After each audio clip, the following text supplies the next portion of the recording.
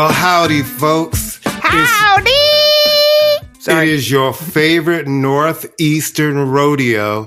ImmaLetYouFinish, show number 181, coming live and direct from a rainy New York City. Thank you for posting that it was election day, by the way, because I had no idea. On the Pantheon Podcast Network. Well, let me say this. No one's talking about it. Yeah. Like, I don't really watch the news anymore because it's just become too toxic. But I did watch local news this morning that didn't mention today was primary day.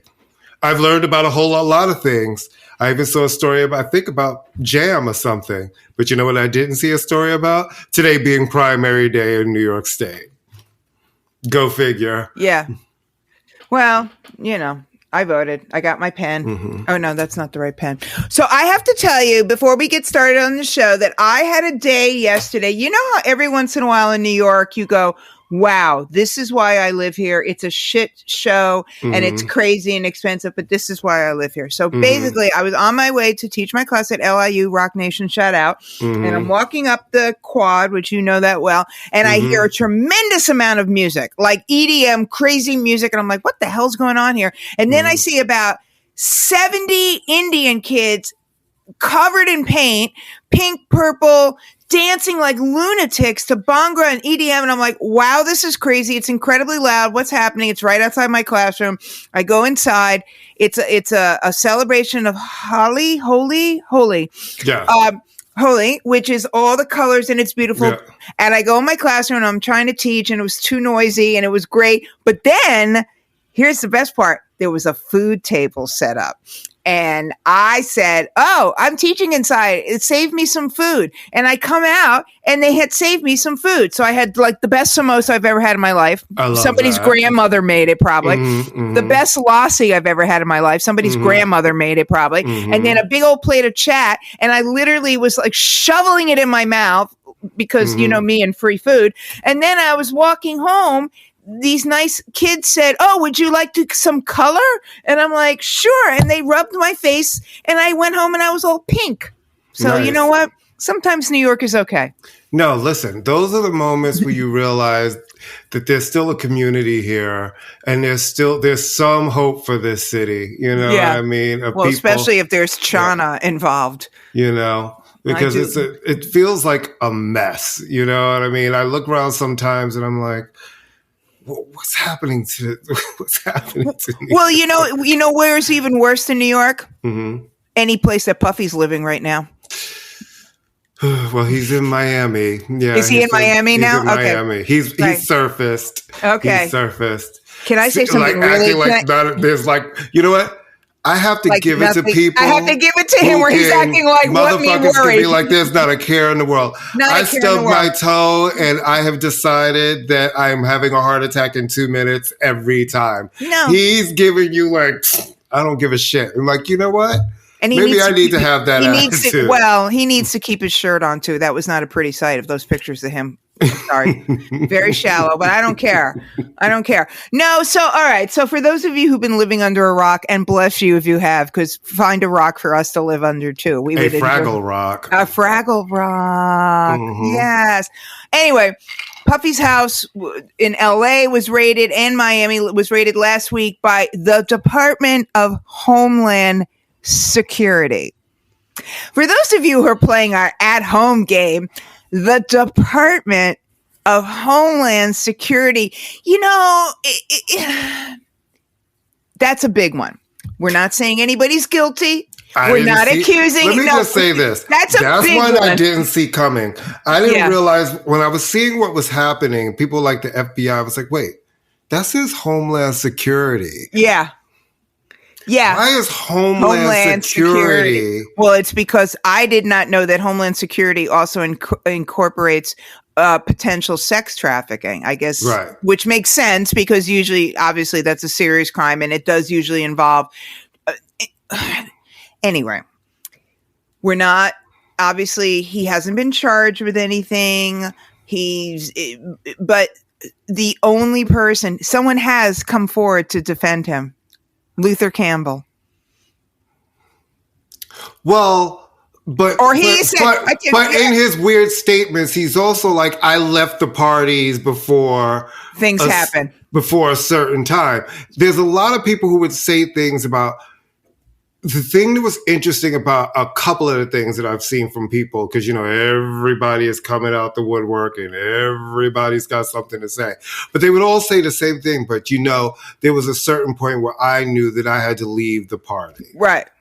Well, I think what in Luther Campbell's defense, what he is saying, he thinks the impetus behind all this intention is Puffy's lawsuit with a liquor company, which I think is a little bit. Except I've heard that from so many different people who feel like there is a common theory going around that he's being set up. Okay. That challenging all of these corporate entities, he's being set up. And that he's pissed off people now. And some of the same people who have said that to me have said, listen, I'm not saying he's the greatest guy and he's treated people well. Right. But they feel like, he's being set up. So we shall see, right? But this is the reason why it's all coming in this domino effect. And those kind of, and right. And so, and then, they want to ignore that. The FBI, I guess, has been interviewing people. They have right now, when it was reported last, 1 John Doe and 4 Jane Does with more scheduled to be interviewed. Okay. Whatever that means, right? Yeah. Because I'm still confused by it all. Like, you read the stuff in what was put in Cassie's lawsuit, and you hope that, I hope not even a quarter of this is true, because that would make you a monster from what she was saying in these pages. It was really graphic. You know what I mean? It was very disturbing. It's like kind of like, wow, and I've had debates with people and they're like, well, she could have left. I was like, but here's the thing. No, she was. I think men choose young women for a reason, and people will be impressionable. Yeah. And I think we all think that, you just leave and it's weird stuff. No. So I think that it's been, all of the watching people's reactions, and some people are kind of like dancing on the grave almost because they feel like, he's been a horrible person and this is karma. Then you have the others who are staying silent, as they should, because, they've been trying to drag Usher in it every which way, and they're chopping up interviews that people have said around the years and building stories around it. And the truth of the matter is, until he's actually charged with something, everything is just theories and exactly, all being thrown to the wall. I mean, but what we have said though is that there are no full-throated, he couldn't have done it. I think the problem is that people see this as horrific as it is, and we've discussed this with the Cassie suit, that is within the realm of possibility of his behavior. And that's what makes it. There are certain people, if they were to pick up Ryan Reynolds tomorrow, I think everybody would go, Ryan Reynolds. Or if they were to pick up Usher tomorrow, I think everybody would go, but everybody with Puffy goes, yeah, I mean, I could see it. I mean, it's like Alex Rodriguez, steroid? Yeah, I could see it. It's one of those things where you're like, I mean, I'm not saying you did it. No, you're not. But it's that thing where there's certain things where we're like, wow, that was shocking to me. And there are other things where you're like, shocking's not a word I would use. No, I mean, that would be like somebody filing a complaint because, they were in an office and Leor Cohen was screaming at people. Yeah, I mean, certain people, I'm not saying that's all. Leor does scream at people, or at least he used to, so that's no. But that was the old school music industry. The old school music industry, it was like lots of you could scream, you could yell, a lot of screaming, and it was great. Well, that was before cell phones, where you could really make an impact when you were screaming at somebody. Everybody screamed at everybody. Russell screamed. It's true. Everybody screamed. Donnie screamed. Everybody Donnie screamed. Definitely screamed. Everybody screamed. Donnie screamed and banged his hands on the table. So it was a lot of that. It was a lot of screaming going on. It was very funny. I loved it. I know. I thought it was very entertaining too. It was a lot of screaming. Get me! Because I was never the person. I'm not like one of those scary people. So when people start carrying on, I'm just like, oh, a show. Yeah, really. Like, oh, yay! Is there going to be snacks? Anyway, so we shall see with this. But luckily for it's Puffy, messy. Something Messy. even stupider happened this week. Mm-hmm. Oh, Shakira. I think Shakira's great. 900 years after the moment at that too. Let's just start with all right. So 900 years after the moment. All right. Well, but 1 minute after the album's released, you know that. Yeah. You know that. Mm-hmm. You know, Courtney, come on. You know that there's real time and there's promotion time. Mm-hmm. Okay? Mm-hmm. She has an album to promote, so she has to say something. She has to Kensplain the movie to us. So Shakira has come out. I think Shakira is great. I think she's lots of fun. She has not had a great last couple of years. I think she owes the government of Spain million. She settled that because she settled that. Okay. She finally settled it because they were like, "Bitch, we will put you in jail. Right? We want our millions." Right. So she's been through a lot, and she's moved back to Miami, and she has to. Okay. Here's what she is saying. Her complaint is that her two sons, who are young and probably didn't even understand the nuance of Barbie and why I can't think of any little boy who wants to go see Barbie. She felt like it was emasculating. It was emasculating for her child. And I was like, "What? Your two sons use the word emasculate?" Well, no, lady. She used the word of it. Yeah, I was like, "Lady." They couldn't express that opinion. Don't even try it. Yeah, I can't imagine a 9-year-old going, "Mom, let me just say this. Sorry. I'm a fan of Shakira. I am. But you're the lady that when you broke up, built a wall between your house, hung a witch facing your mother-in-law's house, and blasted your new song 24/7. Oh, yeah, I remember that. That was fucking You're great. the crazy girlfriend. No, that was fucking I don't great. need you. No, that was great. Oh, it was? But you're the crazy girlfriend. Yeah. No one needs you to suddenly be... Listen, I am so tired of men acting like they're under attack. Men have done so much bullshit. The fact that somebody takes a shove back to be like, how about have 5 seats? And the fact that I keep seeing men sit on my television telling me how they don't believe in abortions.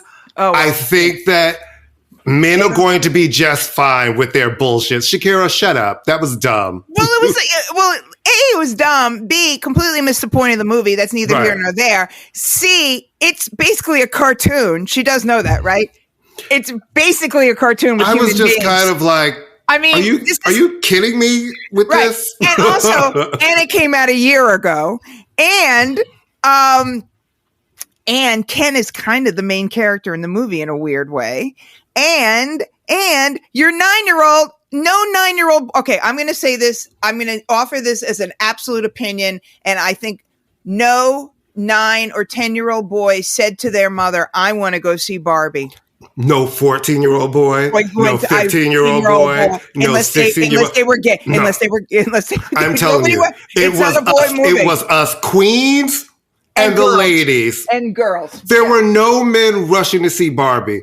So the fact that, I don't know, it's just so weird. I was like, you know what, lady, listen. Yeah, I know you have an album to promote, but this is not the way to go about it. It's like, let's just, Yeah, Shakira, shut up. And your hips lied. Okay. You know what I'm saying? They lied. Yeah, it was a lie. Yeah, well, yeah. She's whatever. All right. The Neptune. Okay, let me just start by saying this, but I feel like I believe Chad. Oh, no. I'm sorry.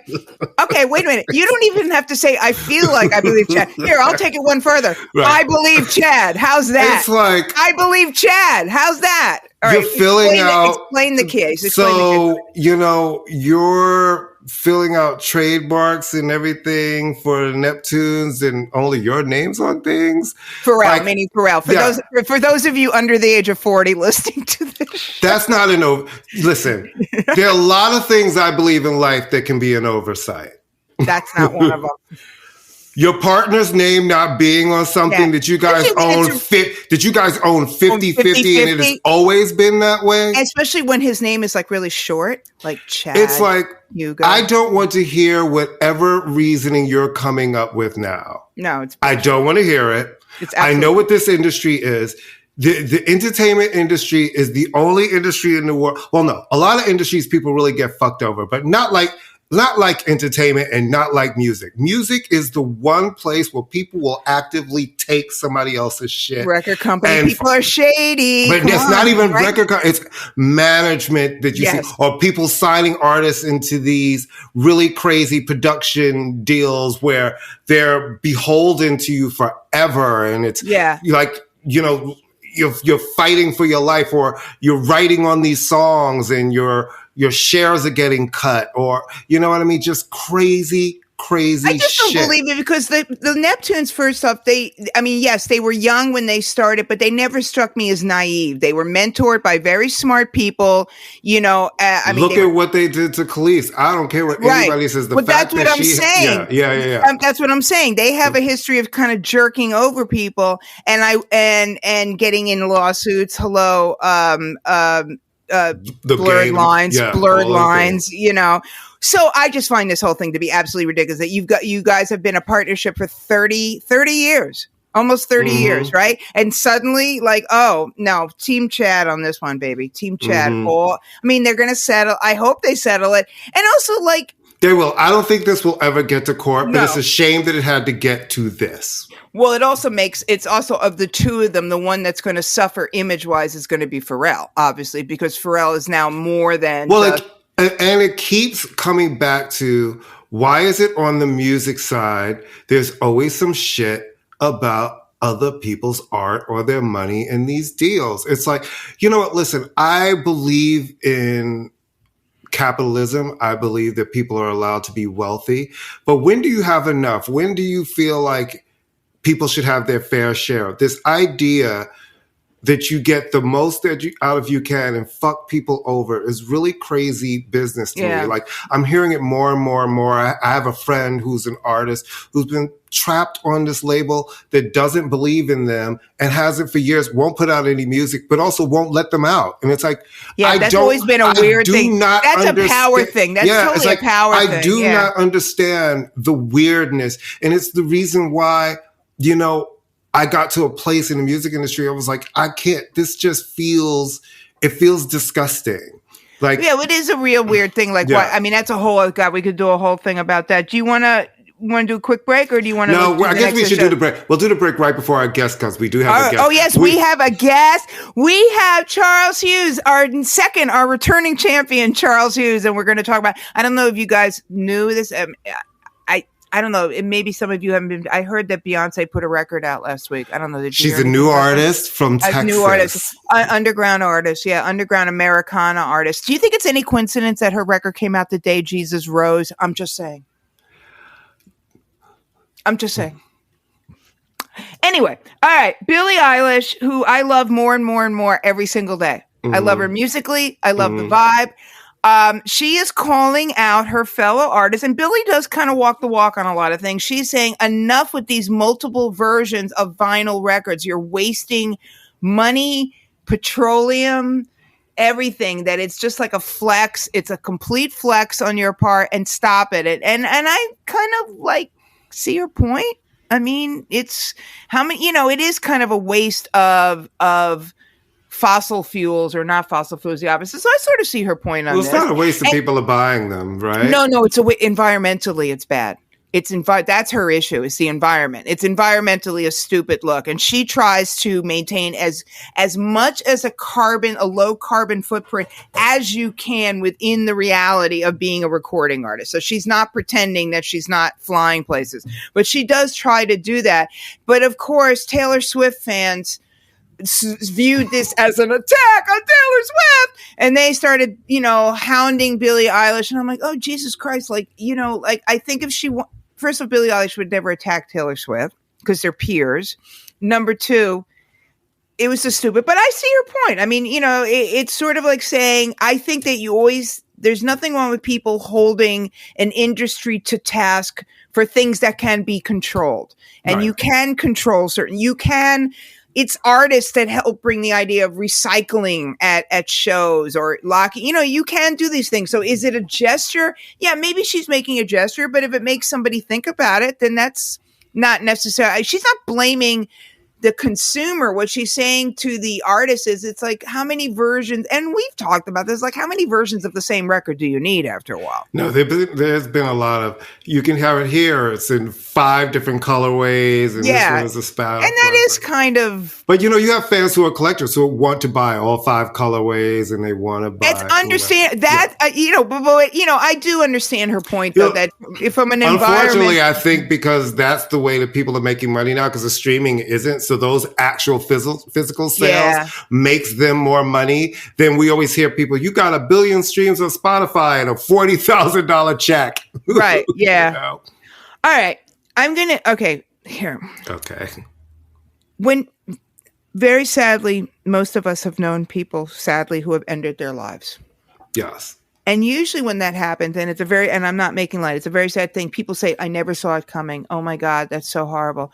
Usually people who keep telling you that they're going to do that, that's usually they want you to step in and say no. I'm saying this because Lizzo has threatened to quit, to which my answer is, okay. I was just like, what? Where's the news? I'm like, okay, Courtney, I'm threatening to quit. No. I'm threatening to get a real job. Can I just say this about people who miss the message on themselves? That's a great way. That is a great. Can we have a T-shirt made like that? Thank you. It's because very deep, Courtney. I think that she's missing the point that there was a time when everybody loved you. Yes. You were great. Yes. But the fact that you don't realize how motherfucking annoying you've gotten.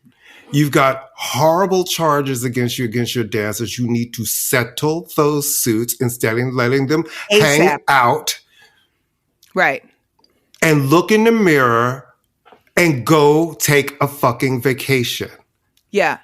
Or write a record. Or put out a new record. No, she needs a break. No one wants a record from her right now. But you can come back if you go settle those lawsuits. Stop letting them hang out. You're getting bad legal advice because here's the thing. Sometimes being on the road, you got to be a little bit of bitch in these things. These women, what they're saying is not good. So unfortunately, sometimes part of being an artist is you get got a little bit. Yeah. Settle these lawsuits. Go write a record.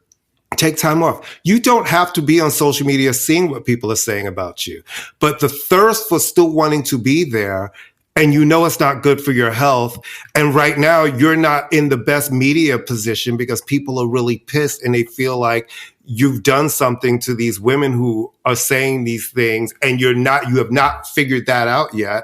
Right. It's like, take the temperature of the room. How about go off your social media and go live life, go write a record or make a record, be with your friends, be with your family, and go be in a creative space. But if you keep looking to have some sort of recognition and you need she's looking for validation all of the time. And you're looking at it from strangers. And right now, they're kind of sick of you.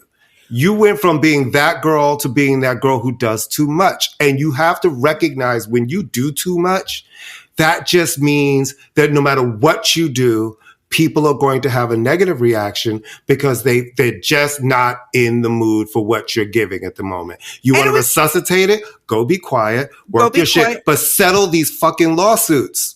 But also, it's the height of hypocrisy for her to now start complaining that I'm tired of people talking about my weight. Honey, you made your entire marketing. You made it for the whole thing.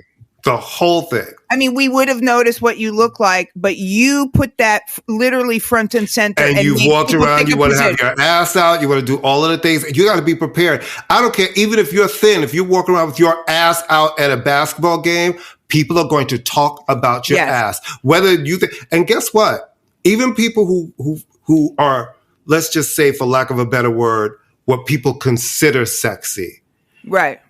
Even them, they don't always want everybody talking about their body, even though they may be giving sexy. So if they walk in someplace and they constantly have their ass out, you have made your body the central character in your play. Right. So don't get upset when it gets bad reviews. Right. And you can't keep it. Yeah. She just needs to kind of before she squanders whatever goodwill she has left. because as we always say, and as everybody knows, there is a very short attention span in pop culture. And in 2 more years, she's going to be Who's Lizzo? Look at Nas X, right? Like Nas X, they try to relaunch the new campaign with with the religious imagery that bombed. It bombed. And now he's kind of trying to crawl it back. The thing is, this industry is littered with people that we have given a huge moment where they can have an album that can sell 10 million and have an arena tour and never get to that level again because it doesn't, like, of missteps. The truth of the matter, even like, and I say this about Lizzo and what she's doing, and even like that, when you use like religious iconography in your art, it needs to have a point.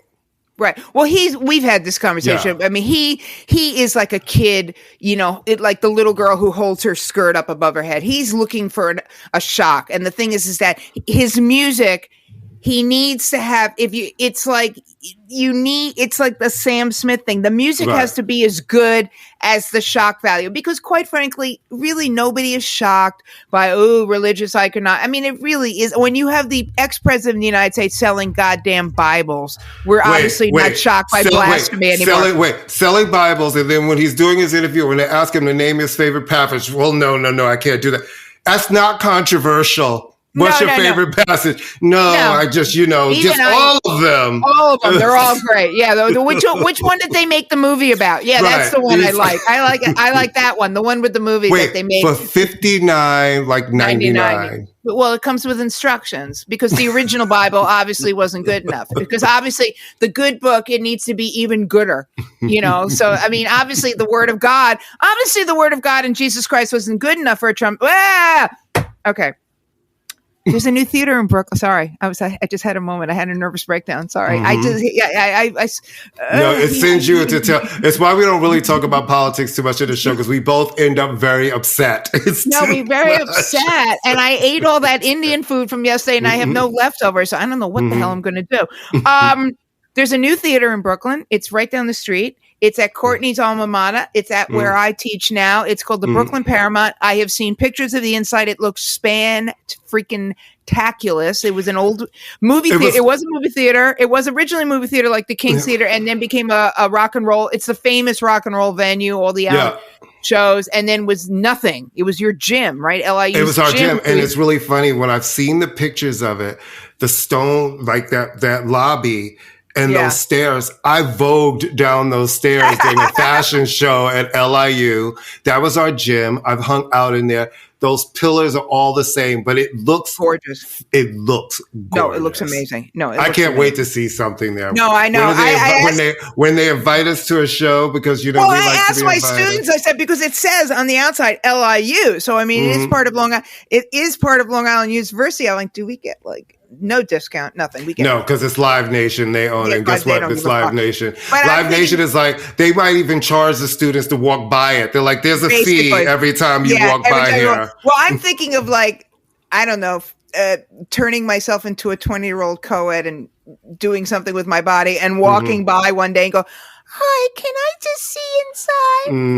Maybe they'll feel sorry. Well, you're a professor there. Maybe you should be like, can I see inside? Yeah, I'm going to see it. I mean, but it looks absolutely gorgeous. It looks gorgeous. What they did. Listen, it's like what they did with the United Palace up here and also the King's Theater. I love that these old Lowe's theaters that were not ripped down are completely being rejuvenated. No, and I'm glad they didn't rip it down. It's amazing, right? We love, because we don't really have any more of our old, if you think about the venues that you and I really used to go to, Tramps, the Ritz is Webster Hall, but most of them are all gone. They're all like gone. Irving Plaza is still here, but like and let's be honest, Tramps was not a gorgeous place. I mean, this is what part of it. You think, but part of the charm, and it was smaller. When you saw the shows, the people were right in front of you. They were right there. The Beacon is still around. That's a great venue. But that's a really big one. The Beacon's still big. I love the Beacon, but it's big. And I like Radio City. The shows at Radio City. There's nothing like seeing a show, but still, my favorite will always be Madison Square Garden.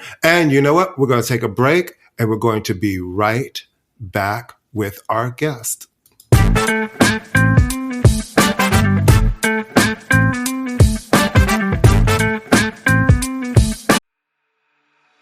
Hey, Pantheon listeners. Christian Swain here, taking a break from listening to a little Shout It Out Loudcast episode. Love Tom and Zeus talking all things Kiss. Of course, I was listening to them on my new Raycon wireless earbuds. They have quickly become my go-to earbuds because of the comfort. These soft tips are the best I've ever used. And at this price, plus a Pantheon discount, Raycon is really hitting on all marks. Sound quality is great too. I really love having these 3 EQ options because I like more bass in the music, but less in my podcast.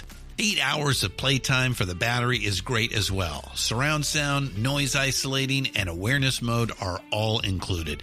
These are great earbuds.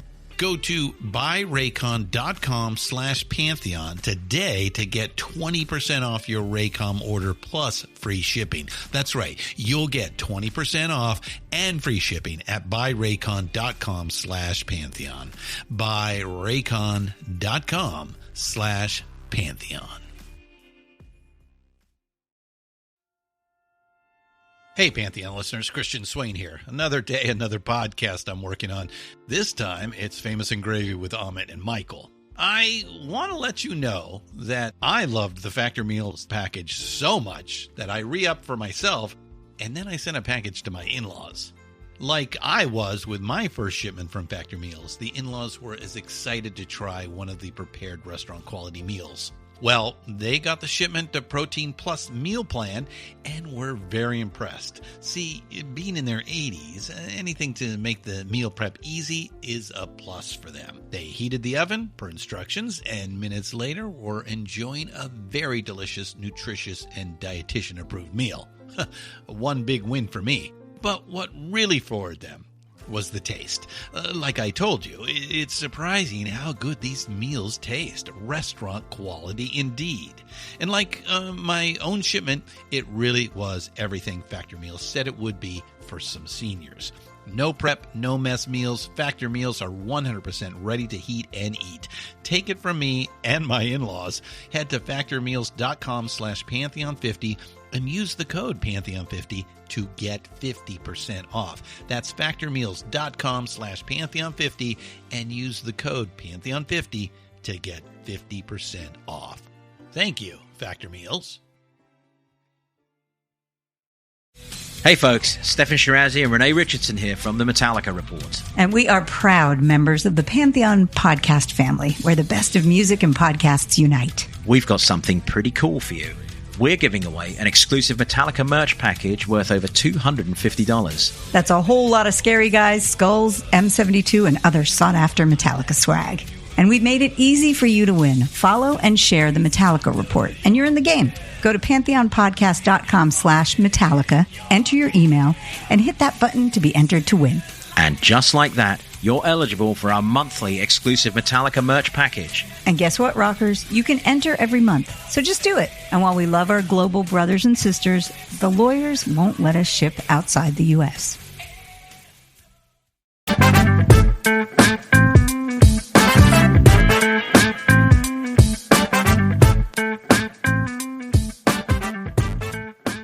And we're back. And Amy, do the intro. Charles Hughes is somebody I adore and finally got to meet in person last year, but have been a fan of his forever. And you and Chris Malafi are our 2 returning champions. So, yay, we'll be having merch that you can walk around with. Charles Hughes is a professor, a real professor, unlike me. He actually has a PhD. Okay. No, you're a real professor. I don't know about that, but okay. No, take it. Okay, and he is an expert on many things, but we have invited him to come here today because, Charles, I don't know if you heard this because I know you live in the Midwest. Are you in the Midwest? Where are you? Mid-South. I'm in Memphis. Oh, you're in Memphis. Okay. Well, I don't know if you've heard this, and if I'm the first one to break the news to you, I hope you can take it. Beyonce put a record out. Did you hear anything about this? She did? Yes. Wow. Yeah, it was like news. A secret drop. They didn't want anybody to know about it. You know, she's a girl that doesn't like a lot of attention called to herself. She's kind of like a subtle underground, but she put a record out. It was billed as a country record. Well, people said that, but she said it's not a country record. It's a Beyonce record. Monica Lynch. You know Monica Lynch, right? Charles, who was head of Tommy Boy for years. Oh, okay. She's great. Yeah. Okay. She said the album should have been called Carter Country instead of Cowboy Carter, which I actually like. Yeah, that would have been interesting. And I, of course, can never hear the word country without quoting the great Carlene Carter, who describes herself as the woman who put the cut in country, and I think that is the greatest. Absolutely. Which Beyonce would never say. And has come to the defense of Beyonce in this album. Of course. So, Courtney, I hope you're sitting down. Courtney, are you sitting down? Mm-hmm. I actually don't hate this record. I like it. It's a really good record. It's a really good record. And the reason I like it, and then Charles will definitely, the reason I like it is I think that it's too long. We'll just start with that. My rule is that it should not take longer for you to make a record than for me to have a baby. I'm just saying. I had a very quick labor. Pop that sucker out. There you go. Yeah, that's what I think. But, and then went and got your toes done. Right. Well, because I could finally see them after 9 months. But I think this is vocally the best she's ever sounded because I like her in her mid to low register. To me, my issue with her has always been, I've told Courtney this, it's not that I don't think that she's technically great, but there's always been a sheen to her that is almost unapproachable. She's not... I don't want people to be relatable. I'm not fucking relating. I don't relate to famous people. I'm me. But you know what I mean? Like, I'm not a kid. I don't need to relate to you. But I don't believe her when she sings because it's so perfect in a way and so product. This to me is vocally probably her best because she sounds more real in her mid to lower register, and she sounds more real when she's not rapping or doing the trills and everything. I don't know. That's what. So for me, the best songs on this record are the ones like American Requiem and 16 Carriages I love, and Protector and Bodyguard and Daughter. Kind of the first half of the record, actually. Well, this is her least noisy record. That's how the best way to put it. That's the best way to put it. This is a showcase for her voice. Yes. This is an album where you actually, if you love Beyonce, you're getting to hear her sing. And I feel like it's been a kind of a long time since we had straight up singing Beyonce, right? The first Renaissance, which I absolutely love, that's as much about the beat and the feeling, because dance music and house music and EDM and electronic, the things that it was based on, those are really beat-driven things that have great lyrics that we love to sing along and throw your hands up in the air, and it feels like that. So she did a lot of different things with her voice. My favorite, and I think the most important album in her catalog, is 4. Yeah. And 4 to me is the last time where we really got to hear her voice in certain ways that I felt like, wow, she was... the one with Halo? Is that... No, that's I Am Sasha Fierce. That's her big pop opus. Okay. 4 is the one that follows it, that shot Columbia, because, you know, after you come with I Am Sasha Fierce, which is Halo, Single Ladies, Ego, Diva, big pop hits, she comes with this sort of alt R&B record that they're like, I don't know what to do with this. But this record here, to me, is a pure... as well as the choice of all of the people, and I hate that every time they're talking about, they're not mentioning all of the people who have done work on this album. I think the choices were really eclectic and very smart, but it's singing. We get to hear Beyonce sing. The thing that she does best. There's not a lot of glips and pops, and even in the up-tempo songs, we still get to hear Beyonce sing. What do you think about the whole idea, Charles? I'm sorry, it just, you know, because to me, well, first off, this must have been the most expensive record ever to make because there's so many, I mean, the sample clearance on this. I'm sitting there going, hello, Nancy Sinatra. Hello, Lee Greenwood. Hello, Stephen Stills. Let's keep it going, you know. But obviously the reason we had you on, other than the fact that we love you, is that this record is right up your fucking lane, which is the kind of cross-pollination of R&B and country, and that's where she's getting kind of the heat. So can you love to hear your perspective from that perspective, you know? Yeah, well, you know, I really like this record too. I agree with you that it's too long, and I think that's, you know, in some ways it's kind of luxurious in that it's so long, and I also like being able to kind of pick around in it and make my own shorter version of it, you know, with the right. But I also think she's singing beautifully on this. I love what she's doing with her sort of also layering harmonies, some of which are her, some of which are other people. The harmonies are beautiful on this. I've always kind of liked weird rapping, glitchy Beyonce, so I actually like that stuff too. I have been known to say glibly, but not entirely facetiously, that, you know, she's the best rapper in her marriage, but I don't need to go there. But you're not the only one who has said that. But you are not the only, and there are times, sometimes. I don't hate Jay-Z. She's the best looking rapper in her family. I mean, and I'm not a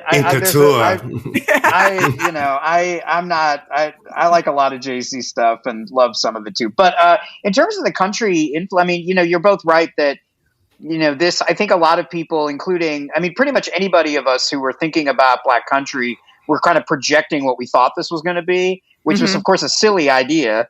But we all did it. I was certainly doing it too.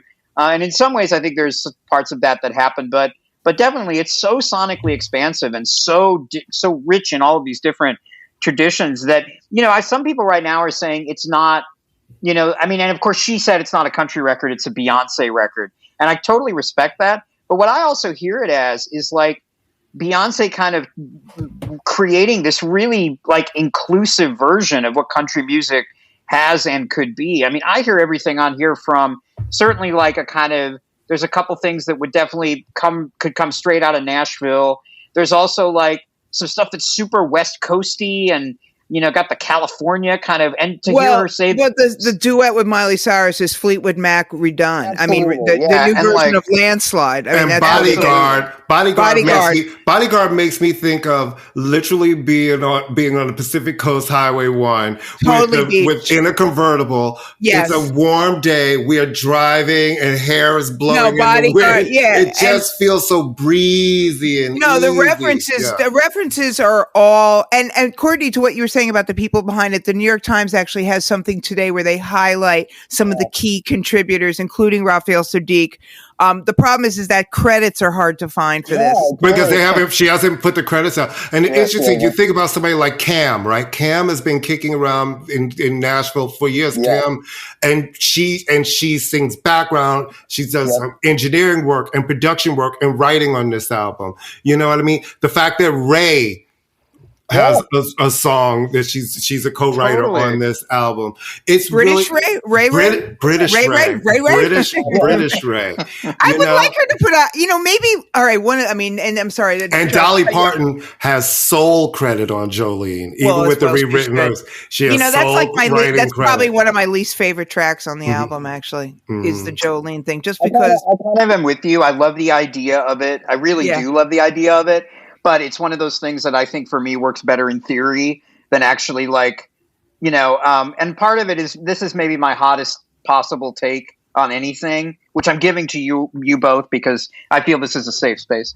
Thank you. I love I love Jolene, but I'm kind of ready, and I get why she's covering Jolene. And again, I love the way that it becomes a call and response between the two songs. But like, I'm kind of ready for people to cover other Dolly Parton songs. There are so many other great Dolly Parton. There is literally 50 years worth of Dolly Parton songs. Yeah, but the truth of the matter is, Dolly for years has always said, I want Beyonce to cover Jolene. Well, okay, can I be very cynical? Can I be very cynical about that? Mm-hmm. We all love Dolly, but from a business standpoint, what better song for her to cover? No, but from Dolly, it wouldn't matter because Dolly owns all of her publishing. So no matter what, having a song on a Beyonce album is going to roll in the dollars. I mean, that's what's so Well, funny. no, because Dolly has great shit. If you want to go commercial Dolly, we could go to Why'd You Come In Here Looking Like That? You know what I mean? Like, there's a lot of commercial Dolly. Coat of Many Colors. That would have been a beautiful. That's the one I would have loved. I mean, I would have loved Why You Come In Here Looking Like That. Or 9 to 5, or like, I mean, 9 to 5 would have been or cool. like, there's so many, but I would have loved to hear Coat of Many Colors, in part because it's probably my favorite Dolly Parton song. But also, like, I just, even if we cede the fact that nobody's going to touch I Will Always Love You anymore, which for good reason. Yeah. There's still so many. So I do feel that. But I love that Cam is on it. I love Cam, and I'm so glad that she. I'm really happy for Cam. I'm really happy for Cam being on it. She's such a great artist, and she's been so vocal and active, trying to kind of throw the spotlight on underrepresented voices too. And I love that. And I love that the way in which she's, certainly the Linda Martell thing just hit my heart in all the right ways, especially to see absolutely, the way in which she's kind of placed as she should be alongside the two other great country icons as these voices of wisdom. I love all the young Black country artists that she's working with here, and like I'm a huge Willie Jones fan. He's really good. So when I saw that Willie was on there, I was like, I love him. I love him. Shaboozey too. I'm a Britney fan. I'm a Raina Roberts fan. No, all the people but it made me discover Tanner. You know what I mean? What was the other one? Tiara. Tiara's the other one. Tiara Kennedy. Yeah. Listen, I'm like, when Amy and I before this. First of all, I was so over all the think pieces before the album came out, and then no one had heard it, right? I can't think piece. No idea. Rhiannon Giddens being on there, and all of these things. But what I said to Amy is, when Amy asked, do you think this will change the way, Black artists getting played at country radio? And I said, no. I think women still have a hard time being played on country radio, let alone Black artists and Black women. But what I do think is going to happen is we're in a streaming age, and it's going to shine a spotlight on a bunch of these artists. Well, they've already said it. And now you're saying some of them are getting like 200%, 400% increases in their music, why she their likes, and their release the credits. I mean, I can understand. And I think she will eventually. Yeah, because on one hand, the criticism always of contemporary R&B is, oh my God, they had everybody and their mother work on this record. So there's that part of it. But it's funny because my second least favorite song on I don't understand Post Malone. Somebody has to explain that to me one day. I don't get it. But that's a great song, and he sounds great on it. I just don't. Yeah, I just don't understand. But the cover that I think is just so, even though it's gorgeous, is so blatantly is Blackbird. Yeah, but that makes sense for what it is. I understand why, but I was just like, it just seems like the only thing more than that would have been Doo-Doo Yesterday when it comes to Paul McCartney. It's just like one of his sappiest. Except it is written about Black women, right? Which I did not know. Well, he has said several different versions about what that's about. But what he is saying now is that's what it's about. And I thought the write-up in Rolling Stone was really great. It gave a real perspective. And then it kind of makes sense to me why so many Black artists have covered that song. I love Dion Farris's version of that song. I love Dion Farris. Thank you. I worked that album. I was at Columbia for that album, and I love Sylvester's version of that song with Martha and Azora from his live album in San Francisco. So, and I love that she gave Tanner a lead vocal on that. Well, the harmonies on that are extraordinary. They sound great. I agree. And first of all, thank the Dion that is one of those albums that I talk about. I feel like every 3 weeks, because it both somehow resonates with something, and also because I just think that's one of the great albums of the 90s or of and she any time. Screwed by the absolutely, man and I love that record. But it's funny with Blackbird. I totally get what you mean, Amy. But I think because, and I mean, I can't say it's one of the most musically exciting ones. I probably but I really do kind of love that track for the way that it's sort of making this community thing feel kind of organic. It's beautiful. It's beautifully produced. It is, yeah. It is beautiful. Totally. And the voices interlocking is great. I think, and also one of the things I love about it that I hadn't really thought about until a couple days into this seemingly years long thing with us thinking about Beyonce's record. But, Tanner and Raina both, I don't know about Tierra Kennedy or Brittany Spencer, but both Tanner Adele and Raina Roberts have talked about Beyonce as an influence. I mean, we've reached the point. We've reached the point now where we have young artists who came up with Beyonce. Yeah. And so beyond how much I love both of them as artists, and beyond how glad I am that she spotlighted them because they're doing the kind of dance-based country stuff that is incorporating hip-hop and pop and but also country to the bone, this kind of stuff that should be on country radio and isn't.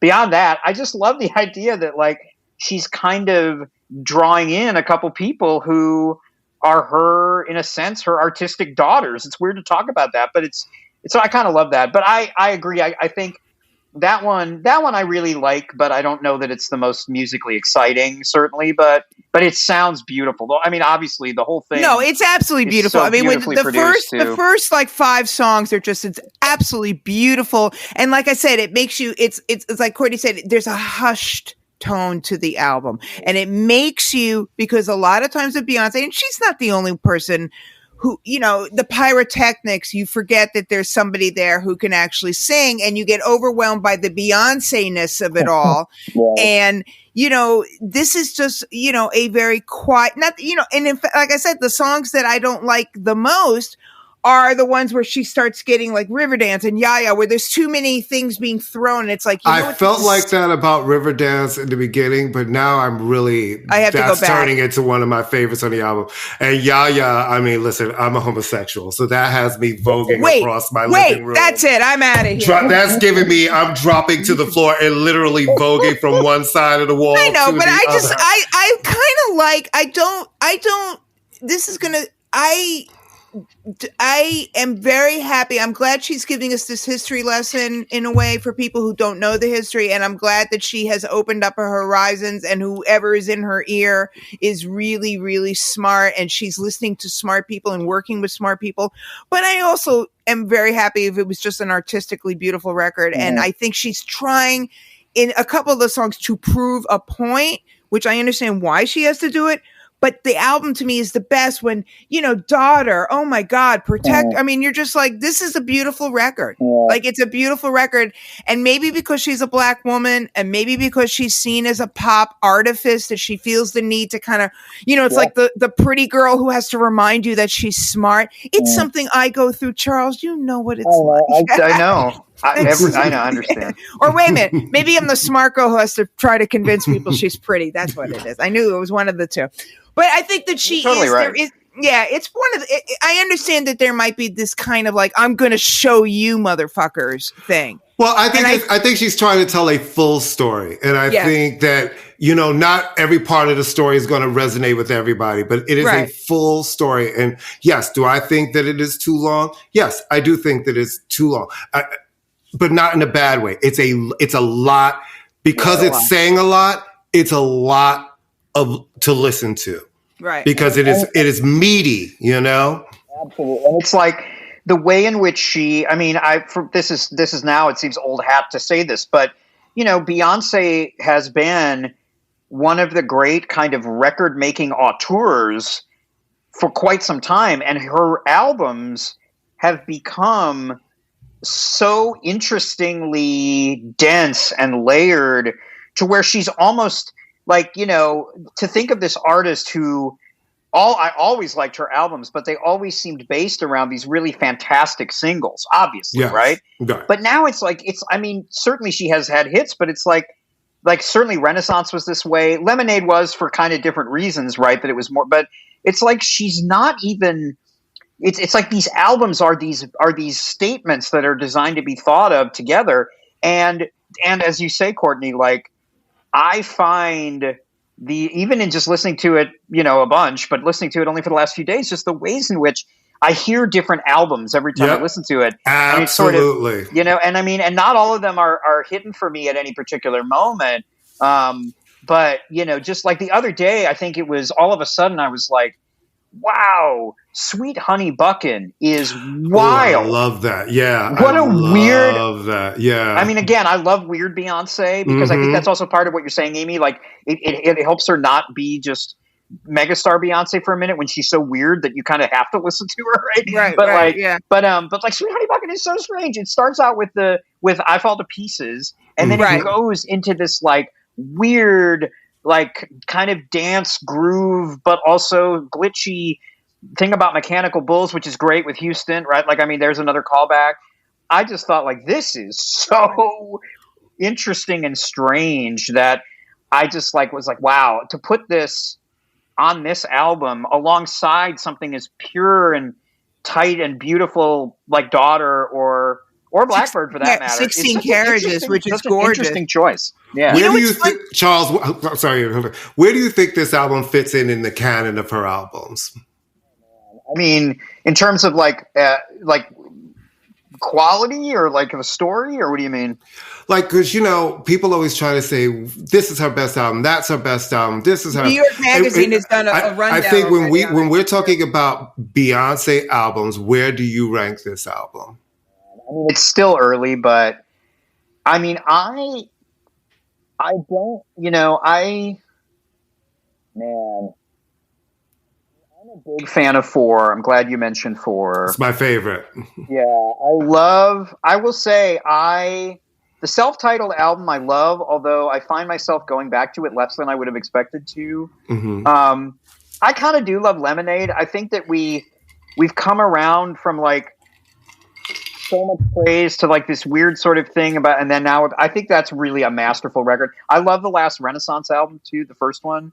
I just think that is such an interesting combination of, as you were saying, Courtney, of a lot of the things she's interested in, but done in a way that is different.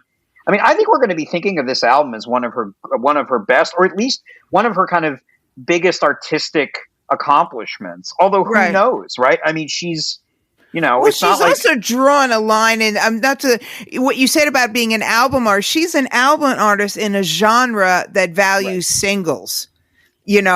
And one of the reasons Courtney has talked about before, she's one of these artists that is, people love her and but Adele has hit singles. Beyonce hasn't had a hit single. I mean, yes, Texas Hold'em, but the point is that she's making albums now. And when's the last time like a contemporary multi-platinum Black artist has made an album that you have to listen to without like the I'll give that to SZA. But I'm saying SZA. But SZA's in the vein of Beyonce. SZA is I think of SZA as a pop artist. Yes. Just the way I think of Beyonce as a pop artist. Beyonce's a pop artist. You know what I mean? And SZA is post Beyonce, right? So there's I don't know, but I don't want to. She is another one who is from the school of Beyonce is my, Yeah, SZA is if Beyonce and Martina Topley Bird and Khalees and Kendrick had a baby, and then the weirdness, she's got that kind of weird, but not weird, and everybody, of course, I mean, and this is so in a way who gives a damn about it, but everybody is like, okay, this is like her. I don't think she recorded it for this reason, but this is like, if you don't give me album of the year for this one, then, F you and I mean, really, honestly, at this point. Yeah, but like, what does that even mean, right? Because on the 2013 album, I thought, okay, this album drops at midnight on the 13th. There is a video for every song. It's a different sort of Beyonce. You're hearing this her. This is the Beyonce. I'm sorry, I'm an idiot. This is the Beyonce record or 4? Self-titled. Because 4 we knew was coming. 4 wasn't surprise drop. This was the surprise drop. This is Partition. This is Partition. This is Blow. Drunken Love. I'm thinking she's shaken up the entire worldwide music industry. Mm-hmm. We were in the office a minute watching everybody wake up and be like, oh my God, there's a new Beyonce album. There is a video for every song. I was like, there's no way that this cannot be the album of the year. It was the event of the year, and then it wasn't. Now, Lemonade, which probably, it always shocks people when I say this, is probably my least favorite Beyonce album. I have to be honest, I don't really care about Lemonade. I don't really play Lemonade. I understand it. There's songs in there that I think are fine. I love 6 Inch Heels. That's great. I'm a 4 person. And okay. The cultural impact of that. It's like, okay. But I knew she would not win it for Renaissance. I kept telling people she's not going to win it for the Black Gay record. If she did not win it surprising the universe, if she did not win it for saying some shit that every woman who's had a difficult relationship, she is not going to win it for the queens popping and dipping and doing the thing. Will she win it for this? I don't know, because Taylor Swift is dropping a new album this month, and they seem to be like, when she drops it, in 2 weeks, the Tortured Poets Society is coming with 14 different versions and like 5 different variants. Yes. Yeah, I completely agree with you, Courtney. Like I can barely finish a book in a week, in 2 weeks. I mean, it is really an astonishing thing. Like, the two of them are so discourse dominating that it is going to be really interesting to see what we're all like by the end of all this month. Right. Even if we're not, on the one hand, I really do, admire their ability to focus the world's attention. Yeah. Because it's not like they don't work hard for it. But on the other hand, it's like, oh man. Can you give somebody else a break? Can somebody else put out a record, please? It's really just sort of exhausting. And there's rumors that she's rumors. No, don't say it. There are rumors that she's going to announce a tour. Who? Taylor? Beyonce. No mistake. Okay. Taylor's coming back for the whole thing. Taylor's taking off 2 months to promote this new album. Then her tour kicks back in Europe. Then it comes back to the U.S. again. She's on tour until the December. Well, she ain't never going to be able to give that man babies if she don't stop touring. I mean, come on. How's she going to give him babies if she don't stop touring? And who feeds her cats when she's away? That's what I want to know. That's a good question. I don't know. Yeah, I need that job. I would like to be I'm going to say to Beyonce, I don't know, should you tour yet? I think you should wait. People are still paying off their credit cards from the $9,000 that they spent last year to go to US. Well, here's the interesting thing. A tour on this record is going to be how many glitter and horses and hair and things? Are you kidding? Yeah, I know it's Beyonce, but the thing is that it would be. It's still going to be big. Like Beyonce show is still, even if with this album. These are big songs. True, but even with Beyonce, it's going to have production if she does a tour this. Because if she tried to do a smaller theater show, she would literally have to park herself someplace, like at a Broadway theater, and do a month of shows. Maybe she can do the Paramount because her husband's from Brooklyn. Hey, there you go. Well, and also I wonder too, I can imagine the epic, like, the drama of something like American Requiem, or the way that she pulls that through, the stuff with Willie and Dolly and Linda's spoken. Like, I could see that turning in a very good way, very theatrical. So it could be screens. I see screens. Maybe she'd take all these great young Black country artists out. Well, that would be phenomenal. That'd be cool, That would be absolutely phenomenal. And then Rumi can come on stage with her. And there you go. And let her sister. No, I mean, like I said, I did listen to it all the way through, Courtney, twice. Be proud of me on Easter. Well, Sunday for Easter for Jews is like, whatever. Go enjoy yourselves, people. That's nice. You're chasing an egg around a backyard. But I did get exhausted at times. There were times I was like, okay, I can't. This has gone on too long. It's meaty. It's a meaty album. It's meaty. So I found that when I played it the first time, I was like, wow, it's still going on. Okay, this is a lot to take in. It's like I couldn't figure out what I liked. It's a lot of music. When playing it on repeat, there's songs I thought I didn't like as much. I'm listening to them more, and I'm really hearing the lyrics, and I'm like, okay, I'm all right. Okay. Yeah. Yes. So there's a million different producers on this. I know Raphael did a bit. I know Raphael did a lot, but there seems to be multiple producers on single songs, but Listen, I think that the way it's crafted, I love it as like an old country radio station. And the inessentials when she's switching channels and you're hearing like, Big Mama. It doesn't sound like, the thing is that it sounds, I will give her this because Courtney and I always go on about our love of the one producer, one artist thing. Certainly, it's grabbing from 9 million different influences. Like I said, certainly Stephen Stills' estate, or no, he's still alive, but he's probably going, yowza.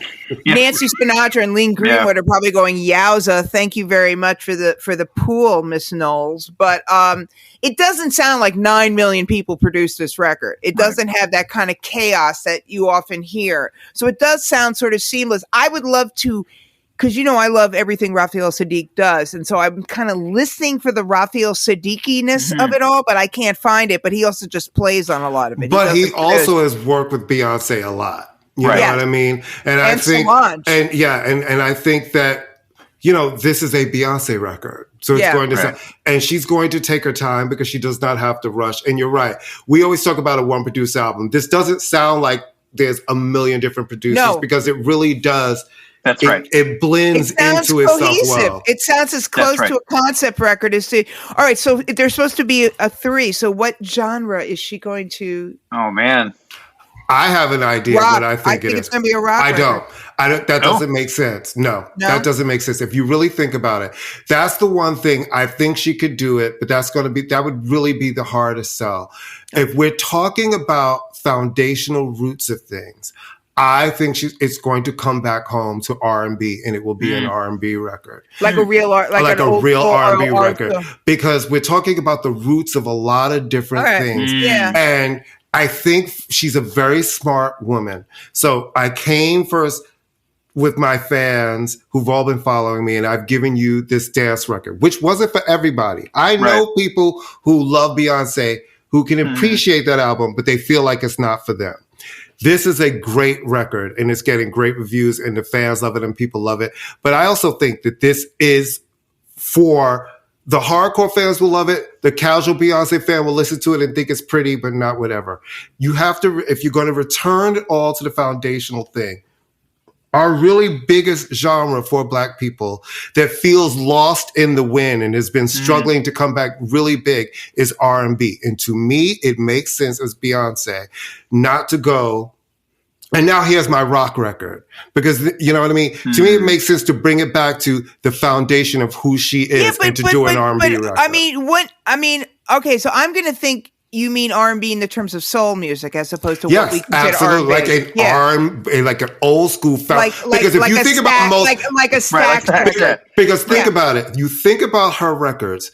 None of them are straight up R&B, right? She's won Best R&B album, but they're not. And I think this will be the one where it's like a straight up soul R&B record. So that's what I think it was. Her Etta James stuff's closer to what she did when she did the Etta James movie. Thankfully the ascendance of Love on Top into becoming kind of one of her most beloved tracks, which is just such a great kind of, it doesn't feel retro either, right? It feels like this kind of bringing back this certain kind of R&B tradition and providing this freshness with it. I mean, I've always loved that track, and I know a lot of people who have, but it's kind of cool to see how I've read some stuff now that apparently like this is becoming like one of the most widely beloved Beyonce songs, which I, of course, am very happy about.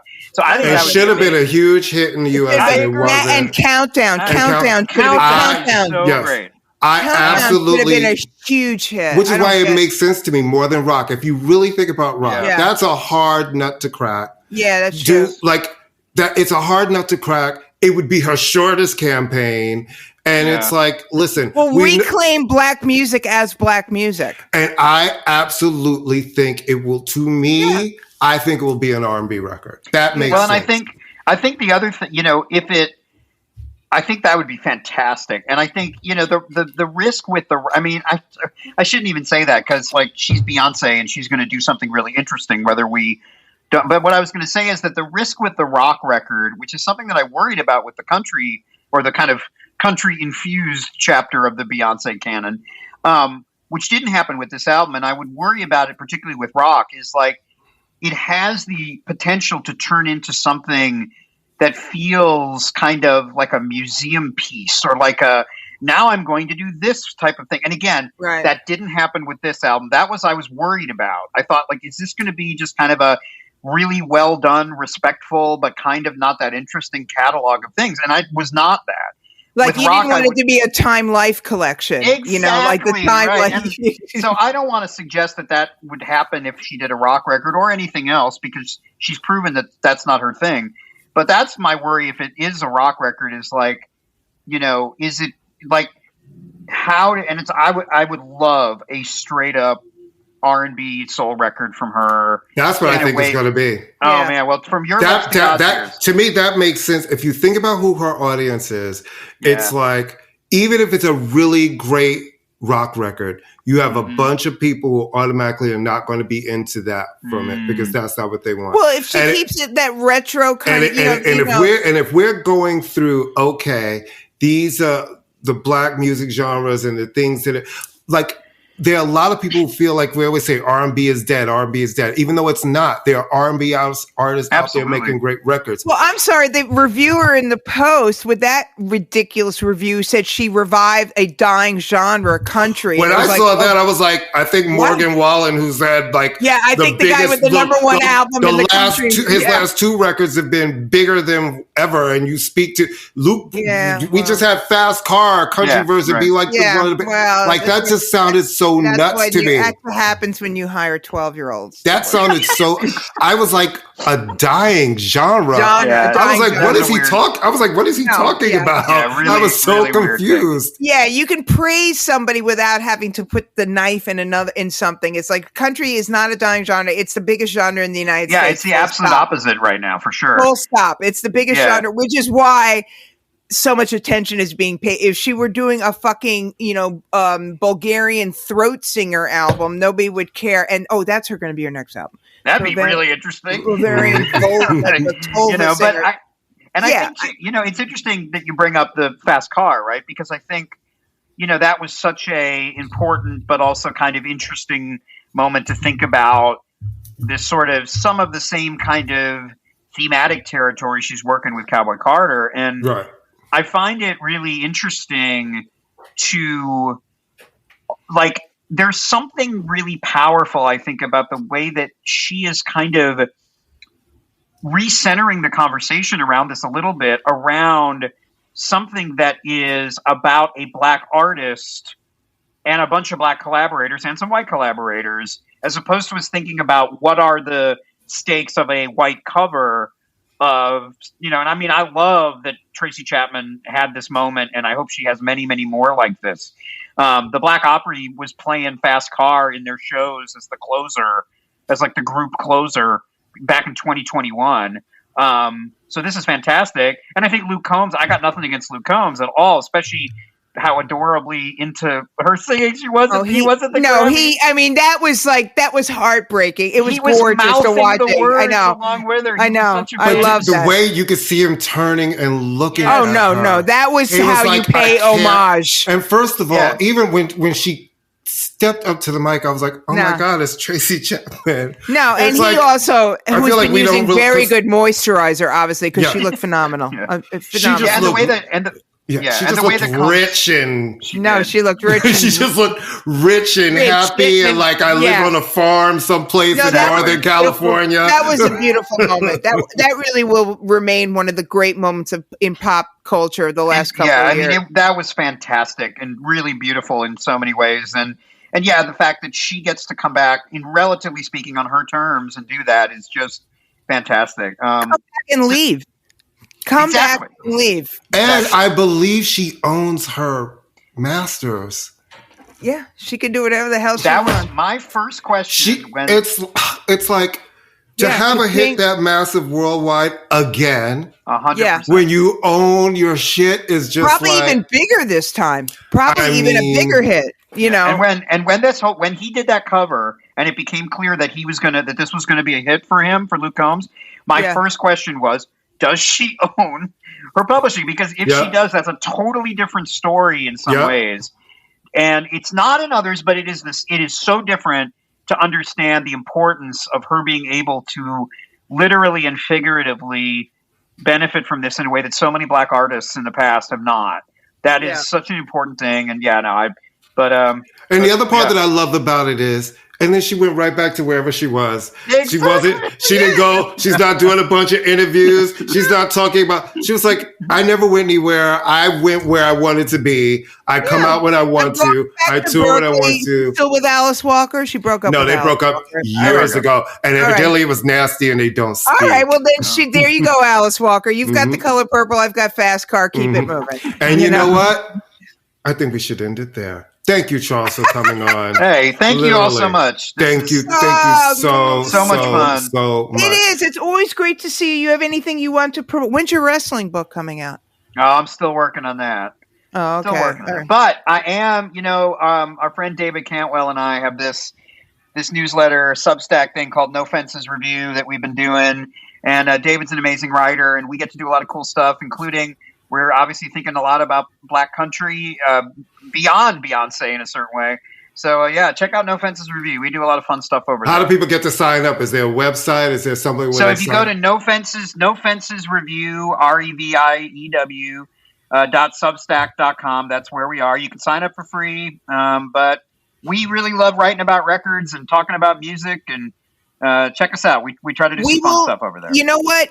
I know you follow our page on so post something and I've put a couple of your things. We'll just keep reposting it on our page as well. Yeah. And tell David I said hi. It was really nice to meet him. And I'm sorry that I couldn't come to PopCon, even though I was supposed to because I was on the freaking committee, but it's a whole other conversation. But we'll get both of you there. We'll get both of you there next time. That would be fun. Tell them to have it in New York. Okay. Having it in LA is ridiculous. Because unless Melan Farmer is going to be there, I'm not coming. And on that note, I want to say to everybody, you know what it is.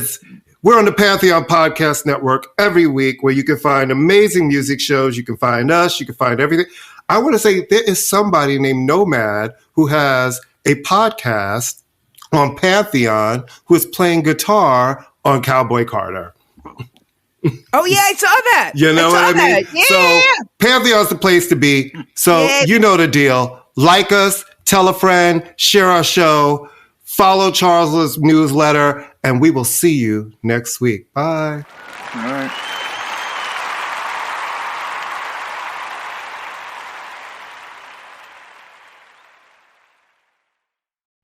Hey, this is Liberty DeVito. This is Mike Del Giudice. This is Michael Cavanaugh from Broadway's Moving Out. This is John Jackson, director of the Billy Joel Archive. This is Russell Javers. This is Richie Cannata, and you're listening to Glass Houses, a Billy Joel podcast. It's awesome. I'm Michael Grosvenor. And I'm Jack Fernino.